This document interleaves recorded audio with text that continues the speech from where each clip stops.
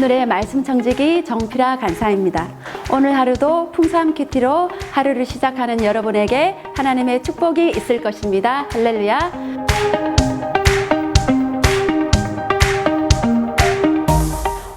오늘의 본문인 여호수아 9장 전체는 기브온 족속에 대한 이야기를 다루고 있습니다. 저는 오늘 세 가지 포인트로 여러분과 이 말씀을 나누고 싶습니다. 가나안에 살고 있던 족속들, 가나안 7족속이라고 하는데, 이들이 이스라엘 백성들이 우리 땅에 들어왔는데, 야, 그 큰 난공불락의 여리고성을 무너뜨렸어. 그리고 아이성도 점령해서 이렇게 있다가는 우리도 저들에게 먹히고 말 텐데 가만히 있지 말고 우리 연합해서 이스라엘과 맞서 싸우자. 이렇게 연합작전을 펼칩니다. 그런데 그 중에 히이사람, 즉 기브온 족속이 배반을 합니다.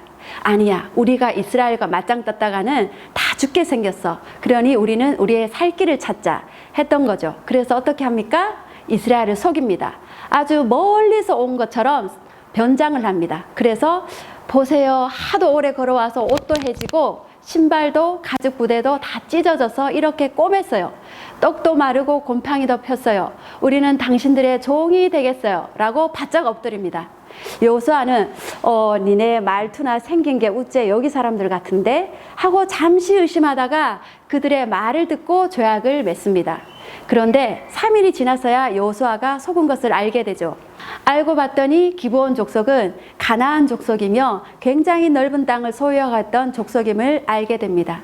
그러나 하나님과 맺은 조약이기에 이것을 파기하지 않고 기브온 족속이 이스라엘에 속하여 살도록 그들을 보호해 주기로 약속합니다. 그래서 10장에서 기브온 족속을 구해주는 사건이 나오죠. 그런데 사무엘하 21장에 가면 다윗 시대에 3년간 극심한 기근이 드는데 왜 그런가 다윗이 하나님께 여쭤봤더니 사울이 이 조약을 무시하고 기브온 사람을 죽인 것 때문이라고 답변하십니다. 이 조약은 대대로 지켜져야 했던 것입니다. 아무튼 기브온은 이스라엘을 속인 대가로 대를 이어 여호와의 제단에 즉 성막에서 나무를 패며 물을 깃는 일을 하게 될 것이라고 예언을 듣습니다. 그럼 오늘의 첫 번째 포인트, 풍삼책에 나오는 두 번째 적용 질문에 이스라엘 백성들의 치명적 실수는 무엇인가 인데요. 무엇입니까? 14절에 나오죠. 여호와께 묻지 않고. 항상 이게 문제입니다. 사울이 버림받은 이유 중에 하나가 뭐예요? 여호와께 묻지 않고 라고 했습니다. 자기 열심으로 했기 때문이었습니다. 우리는 어떤가요? 매사에 하나님께 물으면서 하나요? 불안하니까, 아니면 내 자신감이 충만해서, 하나님께 기도하는 게 귀찮아서, 내 생각대로, 내 열심대로 하지 않나요? 하나님은 우리가 하나님께 묻기를 원하십니다. 제발 나한테 좀 물어봐. 저와 여러분은 이제부터 매사에 하나님께 묻고 듣고 행하는 자가 되기를 주 예수의 이름으로 축복합니다. 할렐루야. 두 번째 포인트, 기브온 족속이 이스라엘 백성을 속이고 조약을 맺게 되므로 맞이하게 된 결과입니다. 23절에는 저주라고 나와 있는데요. 이스라엘은 50년, 즉 희년이 되면 노예를 풀어주는 법을 하나님이 제정하셨는데 기브온 족속은 이 노예에서 풀려나지 않고 대대로 계속 성망의 종으로 살게 되었습니다. 여러분, 이것은 결국 기브온 족속에게는 도리어 대대로 복이 되었습니다. 비록 종이지만 성막에서 일하는 이방인의 신성한 노예들, 이방인의 제사장이 된 셈입니다. 이스라엘 백성에게 예속되어 살면서 늘 성막에 살았던 사람들, 이 성막을 섬기면서 자자손손 기름 부음이 흘러갔어요. 나중에 이들을 가리켜 느디딤 사람이라고 하게 되는데요. 느헤미야서와 에스라에서 보면 이스라엘 백성들이 바벨론 포로에서 귀환하게 될 때 함께 포로로 끌려갔던 기브온 족속도 돌아오게 됩니다.